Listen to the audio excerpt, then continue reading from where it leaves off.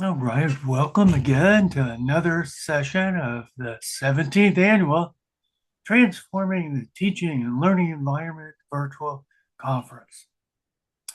We have a sponsor now, the Journal of Educators Online has joined us this Friday at noon Central. They'll have a brief uh, session to talk about the journal, and it's now on our schedule. So I hope you take a few minutes to join on Friday. We have with us Dr. Christine Harrington, who is a national expert on teaching, learning, and student success. She's a professor in the Department of Advanced Studies, Policy, and Leadership at Morgan State University. And she's frequently invited to colleges, university campuses to give presentations on teaching and learning. And so we're really great to have Christine here. She's going to be talking about lecturing, 7 simple strategies to increase student engagement and learning. Christine, it's all yours. All right. Well, thank you so much, Bob. And thank you all for joining today. I am thrilled to be here. I love talking about teaching and learning, lots of different topics, but dynamic lecturing is definitely one of my favorites. If you're like most faculty, you're still doing some lecturing in your classes. And I'm going to hope that you walk away feeling validated by using that approach as long as you're doing it in an effective way. So there's been a lot of chatter around active learning, and of course, we want our students to be engaged and active learners, but you also have a lot of expertise that you need to share with students, and sometimes the lecture is a really powerful way to do that. So before I get started, let me just give you an overview of kind of what's happening today during the presentation. We're going to spend just a few minutes talking about why lecturing is okay to do, as long as you do it well. That's the caveat. And then some ways to maximize learning via the lecture. I'm going to get a little wild and crazy with you, and I have my Zoom background on, so hopefully you can see everything that I'm doing with my hands, but I'm going to do some hand gestures and all to help you remember our 7 strategies that will help you enhance learning in your classrooms through the lecture. So I'll try to model and practice what I'm preaching. It's a Zoom, a virtual session, so it'll look a little different than if I was teaching this in person, but I will be asking you to engage in a variety of ways, mostly via the chat. And I know I want to just start off by giving you full permission. I know sometimes people come to these events and they're, pulled in a couple different directions. So I'm not going to use like breakout rooms. I'm just going to keep us in the large room. I will ask for you to engage in the chat periodically if you're able, but please, if you're not able, that is totally okay. I don't want you to run away. I want you to stay and get as much as you can out of today's session. So, all right, sounds like a plan. Are we all ready to rock and roll? Let's do this. All right, I'm going to get you started in the chat right away. Why do you think lecturing is a good idea? So just take a minute or two and share some of your thoughts about why we should continue to lecture.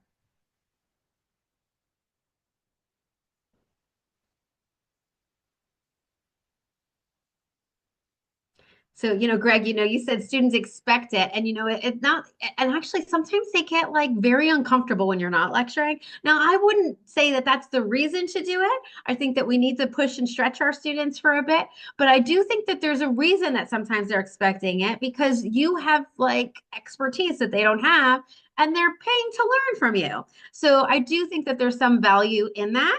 I love, Leslie, that you're saying lectures can increase engagement. And they really can by building up their knowledge and expertise. And again, when you're in front of the room, you are, being able to take your complex discipline, whatever it is you're teaching, and bring it down to your students in a way that they can understand it. If it was just about information, they wouldn't need us as experts, right? They could go out there and find as much information as they want in the on the internet via like AI. There's all kinds of places to do that. But you bring such value, and I think that's really what our students want to see. So, Brian, I love that you wrote the word efficient there. And quite honestly, like it's a lot easier to tell students something than to have them figure it out and discover it on their own, which I'm not saying there's not a time and a place for, but sometimes, and especially in some of the foundational classes, it can be really powerful and critical for us to do that because they may not like they may fumble. They may like, it might take them a really long time to get to where they're going. And they might learn some inaccurate things along the way, which are sometimes more difficult to unlearn. So, especially when we're trying to help them get foundational knowledge, very, very important. So, thank you so much. You really can inspire students, as you said, through your storytelling, your passion. It's your platform to like make your discipline come alive. So very, very exciting. Thank you so much for participating in that. I will have some more chats for you along the way, but I'm going to go ahead and dive into some of the data now. So there's a lot of research that speaks to the value of direct instruction, AKA lecturing. Now, obviously, all of the literature really on teaching and learning is, less than perfect because what do I mean by lecturing? I could be, having a really horrible, boring, monotone, stand behind the lectern, read off a yellow paper kind of lecture, or I can have a pretty animated, a storytelling, exciting kind of lecture. So all lectures are not the same. And that's the same for group work too. So when you look at all of the studies that start to compare different approaches. I know you're already doing this, but go like with a very critical eye and recognize the fact that there's no perfect study out there. They're all going to have flaws. But when you start to see a meta-analysis with over 300 studies and a pretty common theme coming out that there's value in direct instruction, AKA lecturing, we can start to have a little bit more confidence that there's some real validity to this. So I hope that, learning about this is just a way to validate those of you who are studying, not studying. I'm losing my mind. Talking to students, they're studying. You folks are teaching, using this strategy. Now, I am going to share one specific study with you. It's not because I think it's like the best study ever, but I think it really drills home a really important point about the way lectures are utilized. So this quasi-experimental study, which basically means that the classes were randomly assigned to one type of teaching method, not the students within the classes. This particular study was done with about almost 1,100 first-year students who were majoring in education. And the classes were randomly assigned to one of four conditions. One, all lecture all the time. Two, case-based learning. Now you're going to say, well, Christine, Dr. Harrington, what is that? I'm going to just go straight up to their definition so you can see their definition of case-based learning. And in case you're not able to look at the screen right now, I'll just share with you. They're talking about active involvement, having students construct knowledge, viewing the teacher as facilitator, using authentic assignments, and cooperative group work. So now I'm going to go back to see. We have all lecture, we have all case-based. Then we have two versions that mix and mingle those two approaches. One is called the alternating approach, little bit of lecture, little bit of case-based, little bit of lecture, little bit of case-based. The other is the gradual approach. And what that one did was like the first half of the semester was lecture, second half was case-based. Okay. So now it is time for you to predict. I'm not using an official poll. We're just going to use the chat here. If you want to go ahead and predict which group do you think did the best. If you prefer to just do this independently, you can. There's no reason that you have to put it into the chat.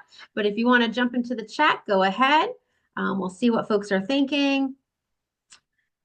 And there's definitely a clear winner here. It's like alternating all the way. All right. In fact, that's the only response I see, I think, unless I missed one. I apologize if I did. They were coming in pretty quick, firing at me fast. So, okay, I'm going to do a quick timeout for process. My question to you is, would you like to know the findings of this study? So if the answer is yes, you can either give me a thumbs up, you can nod, you can say yes, I would like to know in the chat. I'm seeing some affirmation. All right, my second question to you, you're probably like, why are you even asking me this? It's kind of a bizarre question.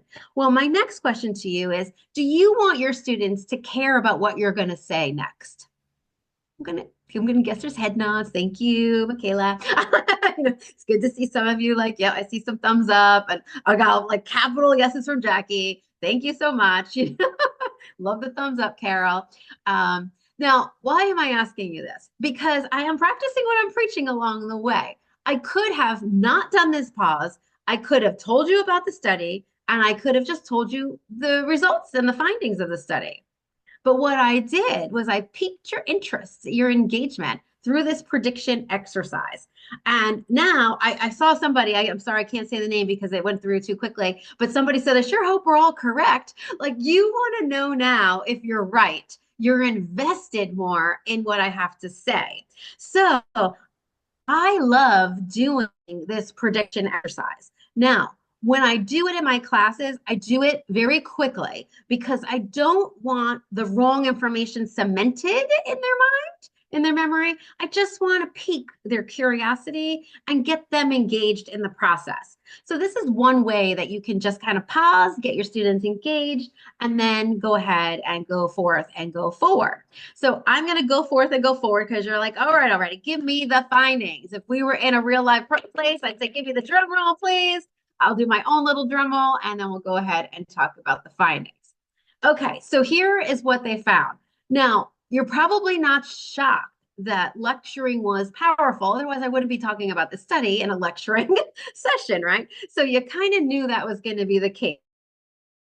Had lecture involved, all of those scenarios, those students outperformed folks that only had case-based learning. So it was very important that there was a lecture component. Now, for all of you, and that's pretty much all of you who answered alternating, I'm going to share with you that that was my prediction too. I thought a little bit of this and a little bit of that was going to be what worked better, but it wasn't. So the one that worked the best was the gradual half the first half of the semester lecture and then the second half case based. So, as a reader of this study, and someone who doesn't like to be wrong, I was like, well, why is that? So that doesn't make a whole lot of sense to me. I have to really kind of dig in and dive into this. So what I did was I started to look more closely at the literature to try to understand why this might be. Well, as I did that, I came across lots of different studies, and I learned that direct instruction, it's not like an all or nothing. Like, is it better or worse than something else? It was especially helpful for novice learners. Now, this particular study that we just talked about, they were first year students. That's definitely going to be in the novice learner category. So what that means is that the reason that the gradual kind of worked better, I'm hypothesizing, is because you allowed students to develop a stronger foundational knowledge when they're a new learner before you're asking them to go and do more complicated, cognitively complex kind of group activities and things of that nature. So the foundation was important to get that a little stronger. So that makes sense now. I was like, all right, I get that. So that's kind of important. Now, there's an interesting phenomena called the expertise reversal effect, which basically means that it's the opposite when you're an expert. Not that we can't learn from lectures. I think you're all experts at teaching, but you're here coming to a lecture with me. I hope that you're going to get something out of it. I believe you will. But we will benefit most from case-based and like opportunities to really engage. And this is like a perfect time for us to celebrate that we got something right in education, because in education, like, what happens at the undergrad level? Lots more lectures, right? What happens at the graduate level? A lot more seminars and, group discussions and things of that nature. And that makes sense because the more you know, the better equipped you are to be a very strong participator in those activities. Okay. So hopefully you're all feeling like, all right, there's a lot of work out there that kind of validates the lecture, but there's some nuances. It's not just like it's equal for everyone. It's especially helpful for novice learners. Now, I'm going to argue that novice learners are not only first semester students. Novice learners are really anyone that's new to that area. So sometimes you might be like a senior in college, but you're taking your first course in a specific subject. Maybe you're taking an elective or something, and it's not something you know a whole lot about. You could be in a class that's pretty intense. Like if you're taking a lot of courses in your discipline early on, which some curriculums have that really right from the beginning, then by your, end of the first semester, end of the first year, you might have like 4 or 5 or 6 courses that are on that topic that you might be like developing some expertise on. Obviously not going to be like full blown expert yet, but you'll be in a stronger position than someone who's only taking their first class and doesn't have much background knowledge. All right, so now to the part of the lecture that you're probably most interested in. You're like, all right, I get it. Lectures are good, but how do I make them better? So how do I maximize learning through these 7 strategies that I had shared with you? So this is when I'm going to go ahead and get started with my craziness, and we'll see. Hopefully, it shows up on my on the camera good. I'm going to share with you some gestures as I talk to you about these different strategies. Now, why am I doing this? Well, one, I like to have a little fun, just being honest. I like to enjoy myself when I'm presenting and it's fun for me. But more importantly, I want to make sure that you walk away with this information. And I will tell you, the best feedback that I have ever gotten from one of the presentations that I did, which was an in-person presentation at a conference, was 2 years later. I was at the same conference, and so was the participant. They came up to me and they did all 7 gestures. Like, I mean, think about it. You've been to conferences. Like, do you remember that much stuff 2 years ago? I can barely hold on to it sometimes to the end of the day because you're just getting overloaded with so much good information. So I took that as a really good like piece of feedback, and I'm hoping that you'll find this to be helpful to you too. Usually I have you playing along with me. I see many of you don't have your cameras on, and you don't have to play, but if you want to play, cameras on, cameras off, I will tell you, you'll probably be more likely to remember it all. All right, so we're going to start off with the first one, which is activate prior knowledge, which means we've got to look around for what else do we know. The second one is going to be capture attention and emphasize important points. The third one, usually I'm pointing at the screen, which is kind of awkward in this case, but I'm just going to point. Effective multimedia. The next one is elaboration through examples. And then I love number 5 so much, I'm going to do it 3 times. A reflection, reflection, reflection. Then we have retrieval practice. And finally, we got questioning for critical thinking. So these are the 7 strategies that we will be discussing today. I'm going to go through them pretty quickly because we don't have a lot of time, but you're going to walk out with a lot of nuggets. Some of the things that we talk about are going to be like, oh, yeah, I do that. Pat yourself on the back if that's the case. Other times you're going to be like, oh, I used to do that, but I'm not doing it anymore. Bring it back out. Find that little trick out of your toolbox.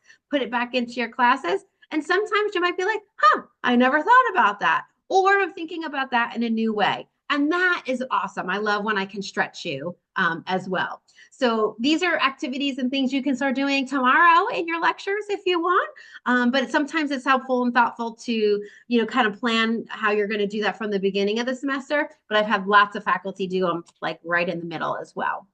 So let's go ahead and get started. Each one we talk about, try to give a little research, a little theory, but mostly practical guidance on how to do it. So the first one is activating prior knowledge. So this is really so critical because we are not like starting off with blank slates. Our students are coming to us with background knowledge about different things that might be really useful. One of my faculty members that I spoke to said, well, Christine, like, what happens when they come to my class and they don't know anything about my discipline? Like, how am I going to activate their prior knowledge? I'm like, you only got a problem for 5 minutes because once you start telling them something, you go back to that. Like, that's what you can go back to. You're developing some of that. Thanks for that shout out, Todd. I'm so glad that it was beneficial to your folks. Thanks for that. Appreciate it.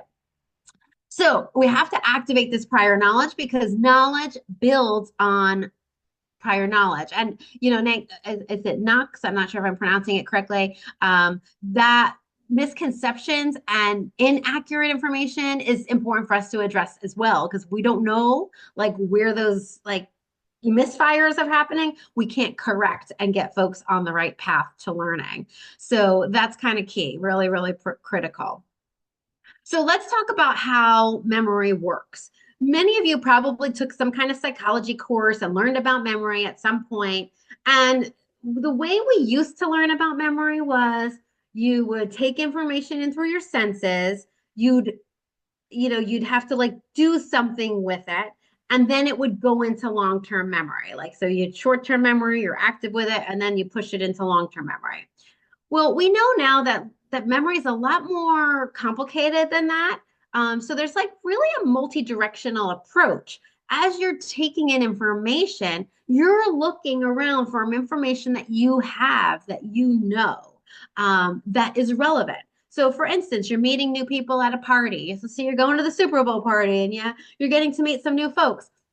If you meet someone new and they tell you their name, you're trying to think, do I know anyone, by the name of Bob? Oh, I have this, neighbor or maybe relative. That's going to help you learn the new content when you connect it to something you already know. We do this naturally, but sometimes students need our help at activating that prior knowledge. Okay, so I'm going to ask you to engage in this 1 minute reflection. And if you want to, you can use the chat if you want to share your ideas out. If you want to be more reflective yourself, that's fine too.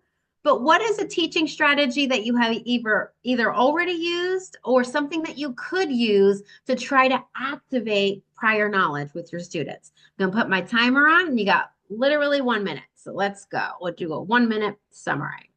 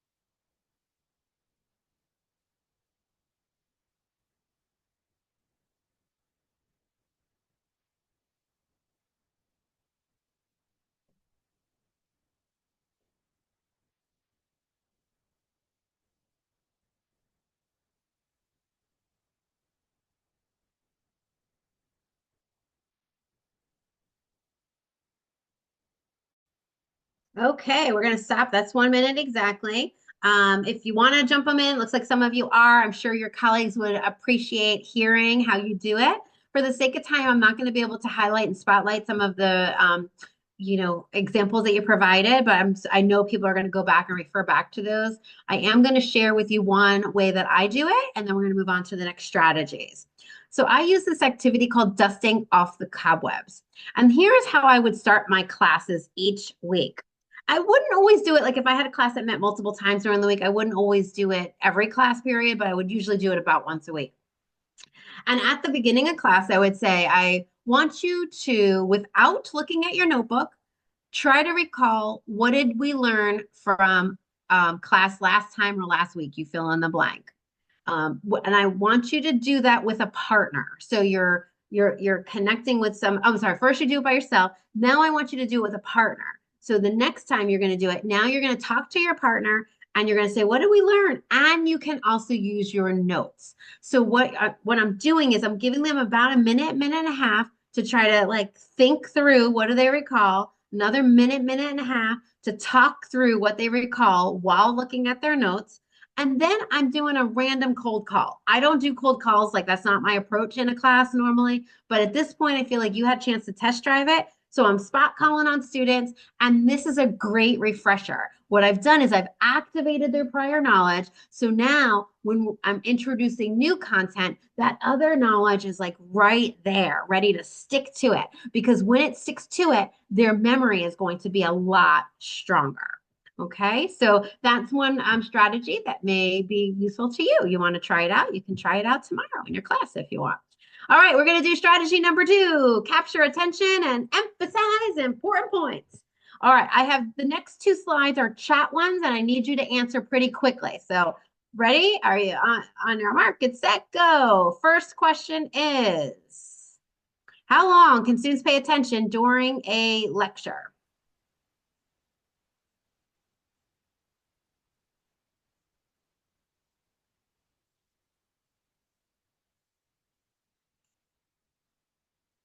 I see lots of different answers there. Excellent. I'm not going to respond yet because I'm going to get to my next question. Next one is, how long can students pay attention when reading?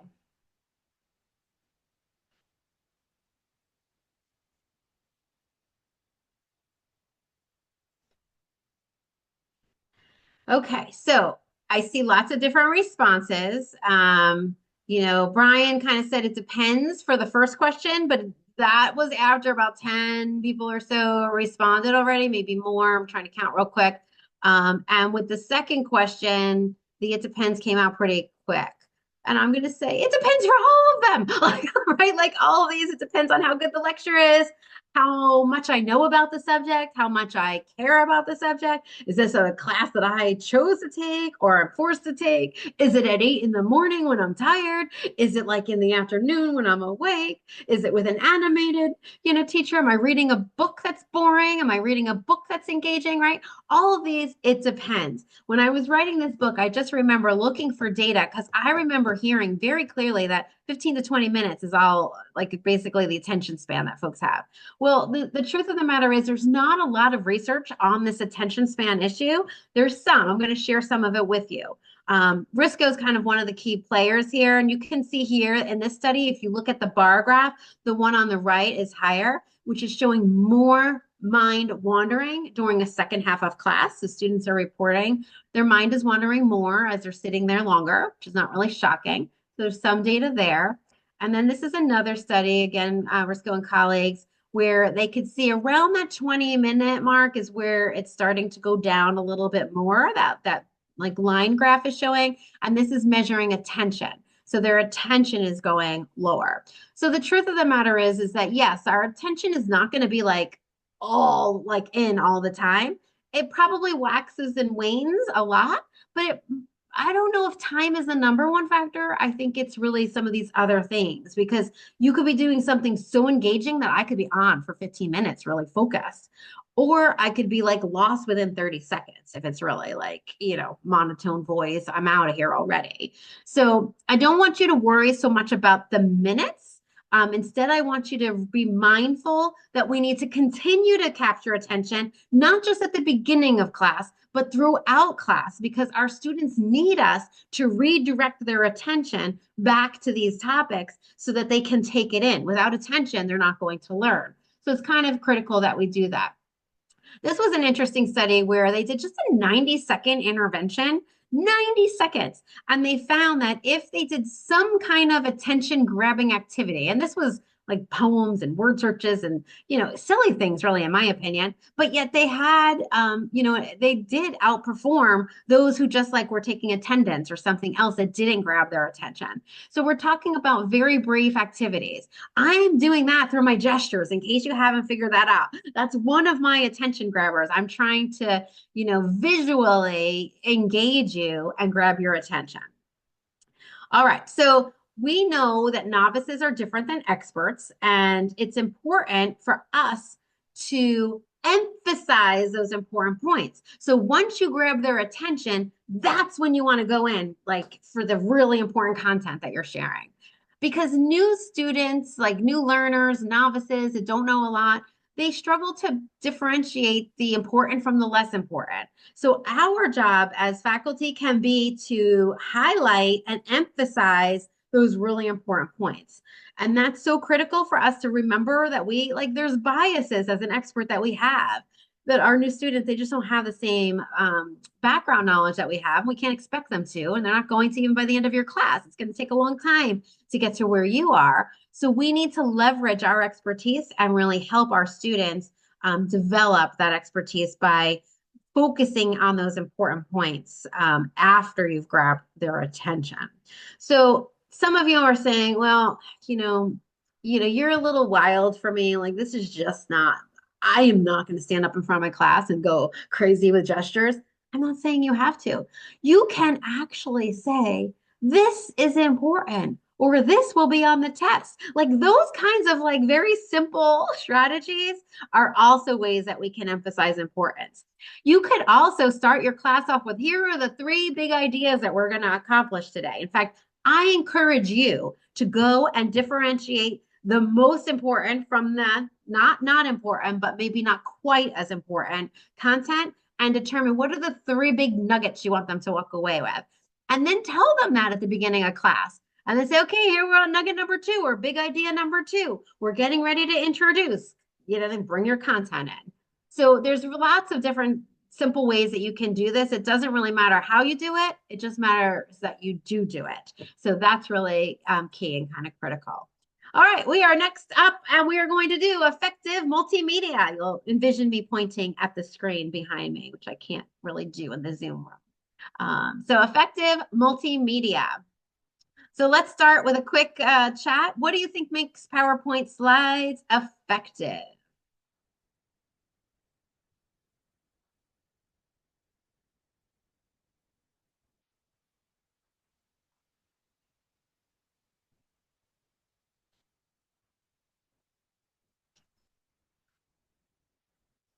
All right, you folks are good at this. I can tell you've got it all nailed. So I'm going to go through this part kind of fast and furious. I want to just make sure you have the data behind what you're sharing.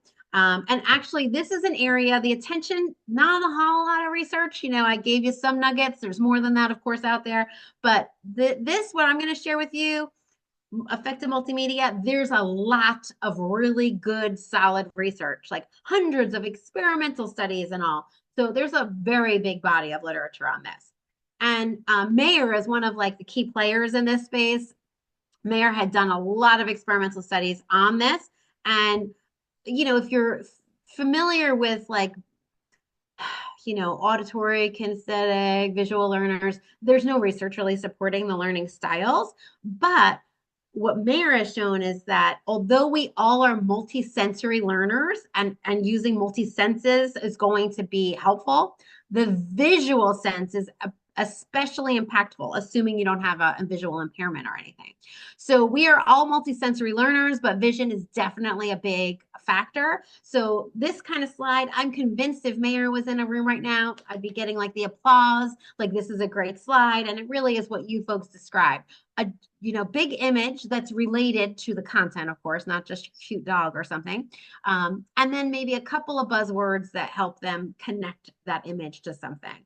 So when you use slides, you do want to use mostly images.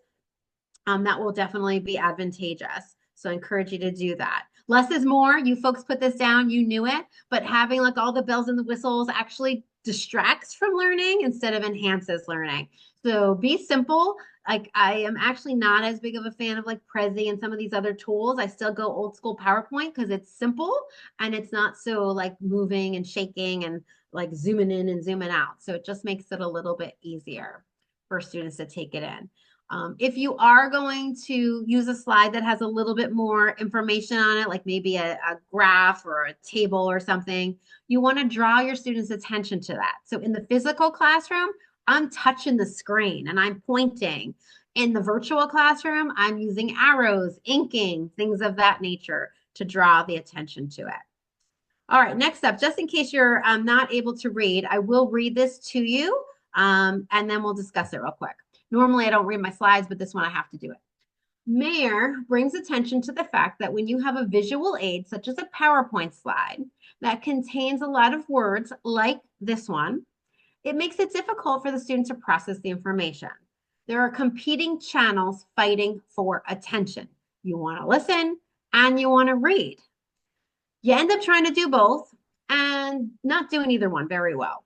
He argues that because images are so powerful, it's often best to use an image as a backdrop to your narration. If you need to use a lot of words on the slide, then be quiet. These are my words, not Mayer's, and let them read it. Then you can explain it once they're finished reading. So in my class, I might just leave this on the screen. I may not read it out loud together, but I know some of you may not, like you may be only participating with audio and then you'd be kind of lost as to what we were talking about. So I actually, in my real classes, I call it the shut up principle, but I don't like to write that part down. And they remember it because I want them to remember when they're presenting too, not just for you as a faculty member, but helping them learn those skills. Now, I'm going to make a confession. I have had PowerPoint slides with lots of words on them before. Why did I have them? I'm going to tell you, I was new at teaching that subject and I needed them. Like they were for me. They were not for my students. So if that's you and you're like, oh gosh, that might be me too. I'm going to like put my hand up. That's okay. Just don't put them on the screen. Create them for yourself and keep them separate and make your visual aid visual, not your notes. You can share those with students and they can be really helpful additional resources, but don't spend your class with competing like reading and listening kinds of actions. All right. And then Mayor also said the last principle we'll talk about is using conversational language rather than formal language. Now, this doesn't mean I don't want them to learn your discipline. I do. But sometimes using like my students remember the shut up or be quiet principle much better than the redundancy principle. It just sticks better. So kind of important. Um, Jody, your question about that they can't process by just listening. Well, we're not just having them listen. In fact, you're going to see when I get into the next, couple of points, we're going to be giving those processing times, and we're not just having them listen. Like that's not enough. Like they do want multi-sensories. That's why the image can be helpful. And then you're going to be doing some active things like the prediction activities, turn and talks, 1 minute summaries, things of that nature. So I think that together as a package, and sometimes students don't always know what works for them either. Let's be honest. I have a lot of expertise in student learning, and students often go to the activities that are not the ones that are going to help them learn most. So sometimes we got to push them a little bit outside of their comfort zone as well. All right, strategy 4, we're going to do super fast because this one's really easy. Elaboration through examples. So basically, we know that the lecture is so great because of the stories and the examples that we tell through it. And that increases student motivation and learning, certainly grabs their attention when there's like a real world application to it. So definitely powerful stuff. Here's just one study I'm going to highlight. This is for my math folks, and if there's any in the room. Basically, what they did was they compared, and this is one of my oldies but goodies. I like to call it one of the classics. They compared having students do worked examples where, like, together you're doing 2 + 2 = 4 kind of on the board versus giving students practice problems on their own.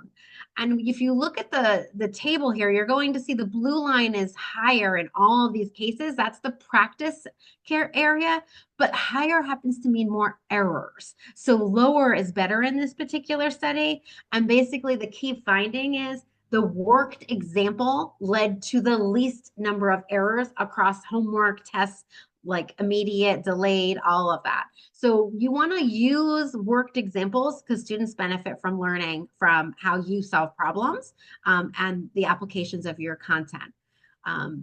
Another type of elaboration is relational elaboration. Again, I think we do this pretty like intuitively, like as you're talking, you're saying this theory is very similar to the one that we talked about last week in this way, or it happens to be a little different now, and here's why.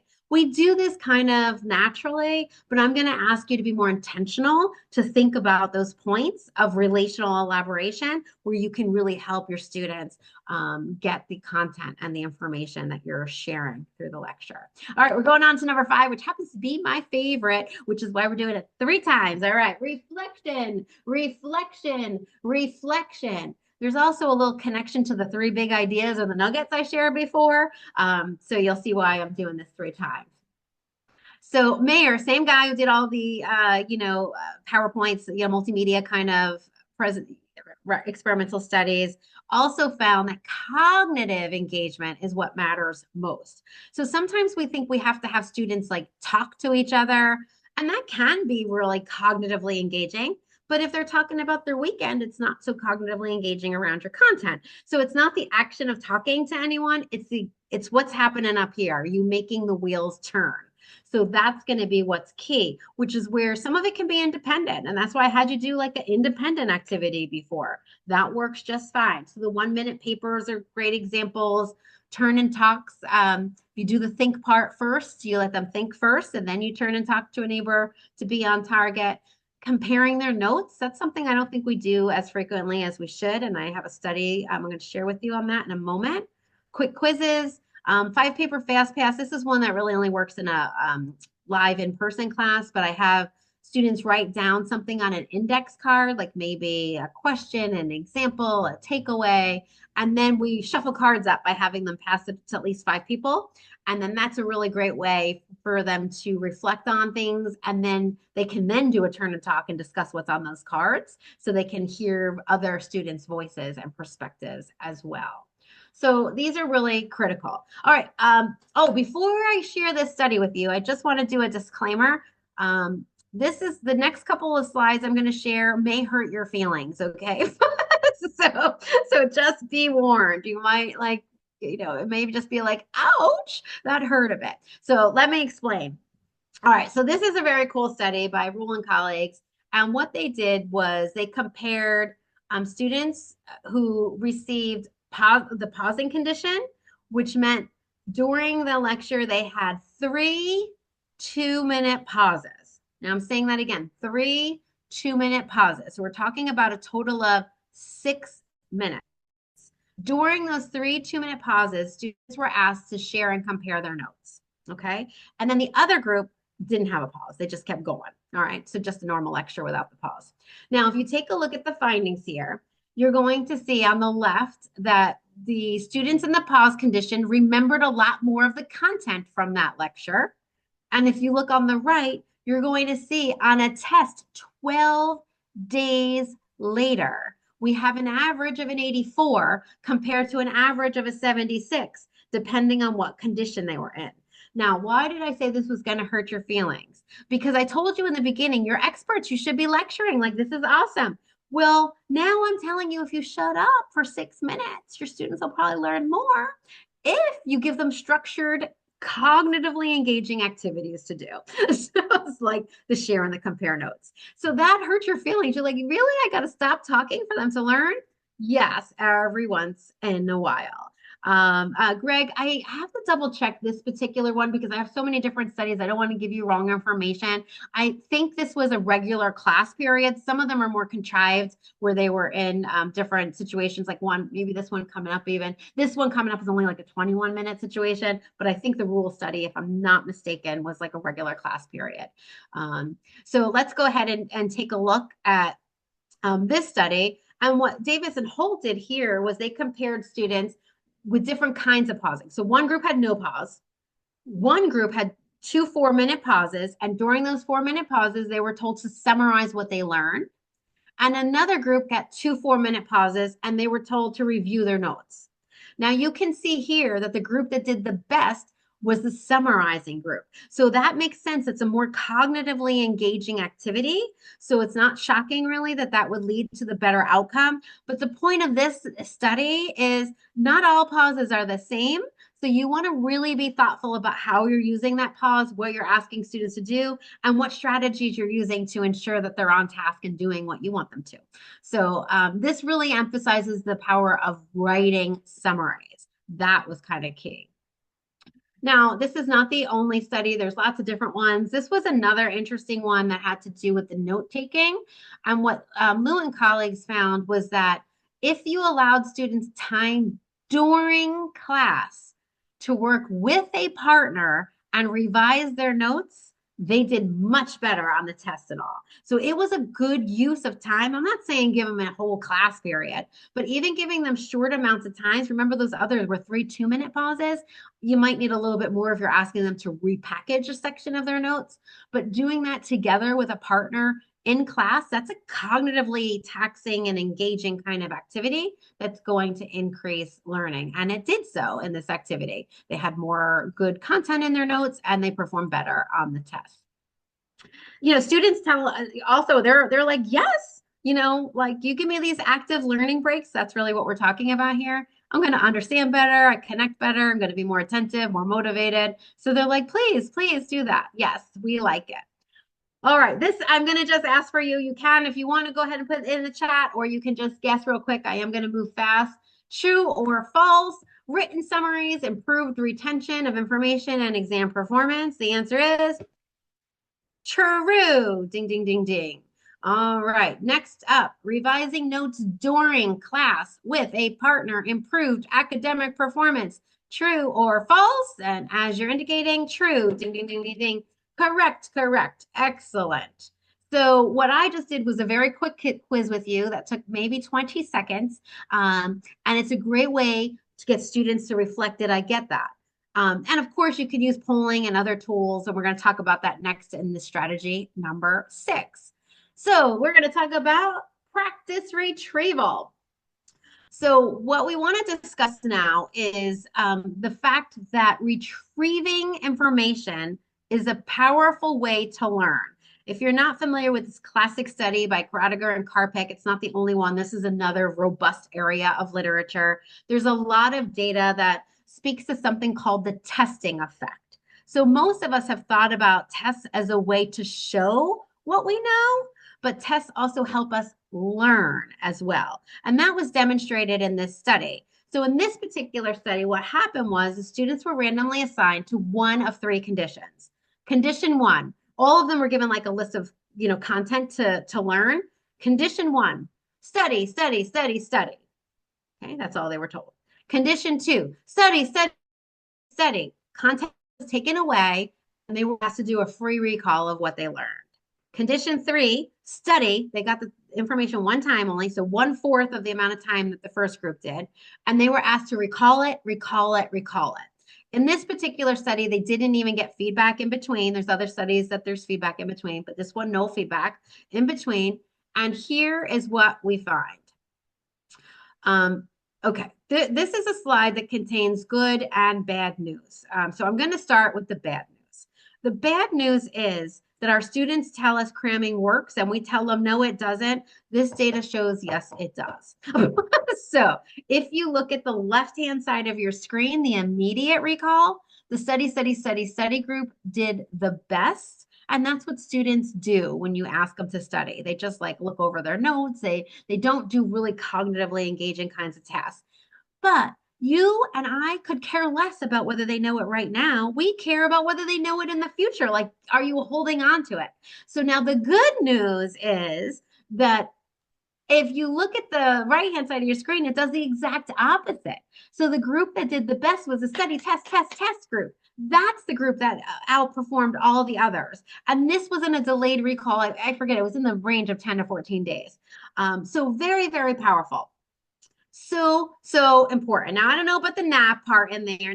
Actually, there's some studies that show that if you nap in between, that can be really helpful because you consolidate memories and all. But I don't know if you're just being funny. So just going to jump in with that.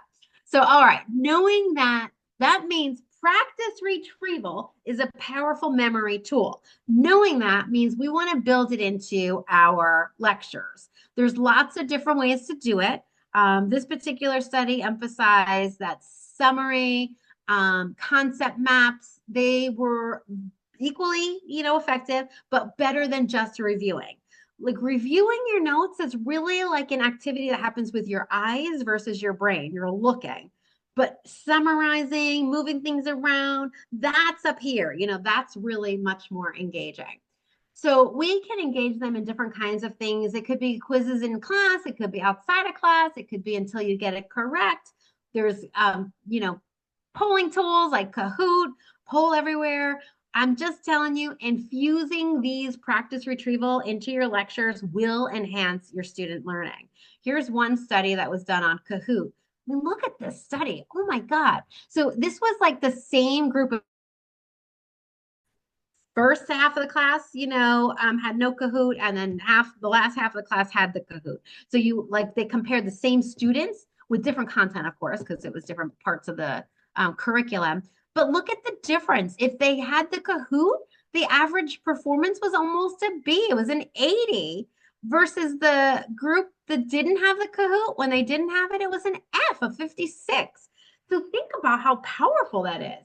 Really amazing. So incorporating practice retrieval, really key. All right, I know we're almost out of time, but we're on strategy number 7. So we're going to do that, and then we'll take a quick trip down memory lane before we wrap up. So strategy number 7 is a questioning for critical thinking. So I'm a big fan of Socratic questions. And I think a lot of folks say you can't get to critical thinking in a lecture. You're not going to get to it in a 2-minute break of an activity, but you build some of these activities in that could be a little longer. And I'm going to argue even 10 minutes is probably enough for some. You might want longer for others, but building in some opportunities for your students to engage both in questioning and responding to questions can be really powerful.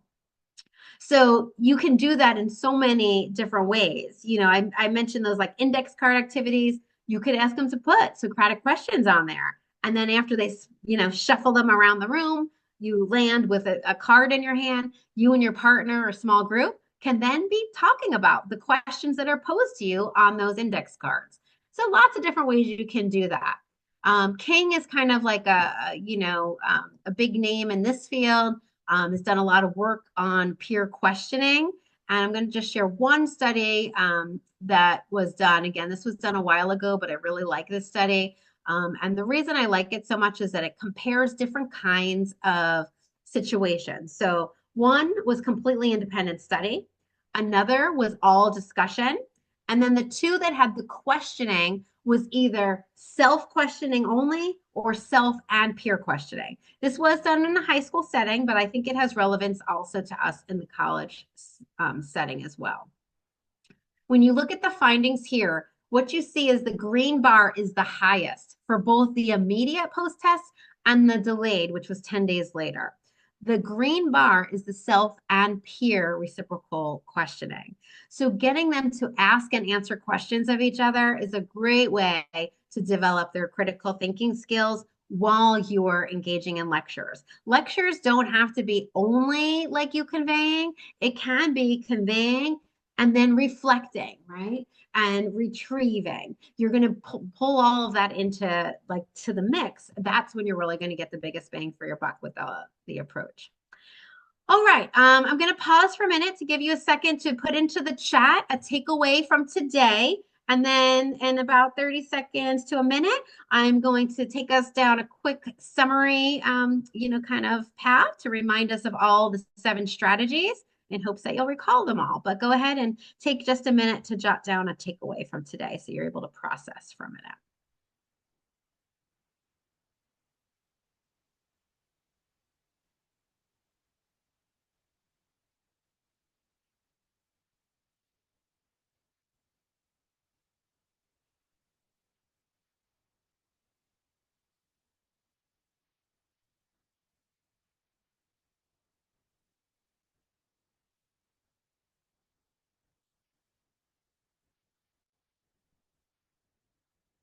Seems like pausing is one of the big takeaways. That's why I love the reflection. And actually, like if you think about reflection and that pause and you try to connect it to all your big ideas. So you do an attention grabber, big idea, reflection to let them digest. That is usually one of the best opportunities to promote learning in class. So, all right, let's go ahead and take a quick trip. Go ahead, feel free to continue to jot down some of those amazing takeaways. But let's start with number 1, activating prior knowledge. Number 2, capture attention and emphasize important points. Number 3, effective multimedia. Number 4, elaboration through examples. Number 5, reflection. You know I'm doing it 3 times. Reflection, retrieval practice, and questioning for critical thinking. I would love to thank all of you for being such active participants. I know when I do virtual, you never know whether folks are going to be like multitasking. You folks were on, like completely on. I'm so grateful to all of you. I put my website here because I have a lot of free teaching resources. Lots of my presentations can be found there if you want to share with your colleagues. I love going out to campuses and stuff. If you want to invite me, feel free, or conferences, wherever. Love doing this. I love helping and supporting faculty. There's a bunch of my books that are there. And I'm going to turn it back over to Bob, who will wrap us up. Oh, thanks, Christine. One comment though, I wish you would show more enthusiasm for your subject. I know it's terrible. I get that feedback all the time, Bob. I'm going to try. I'm going to work on it. But it's true. Part of being, I think, an effective faculty member teaching a class is to have enthusiasm for your subject. If you're enthusiastic, you're more likely to get the students to be enthusiastic. And if you're boring, they're going to be bored to death. So that's a big Exactly. part of it. Totally agree. I appreciate you. This is an excellent presentation. I'm glad we got you to do this, Christine. Well, thank you for inviting me and thank you all for coming. It was a great opportunity. I look forward to staying in touch. Feel free to email, check out my website, do anything I can do to help and support you. I'm happy to do.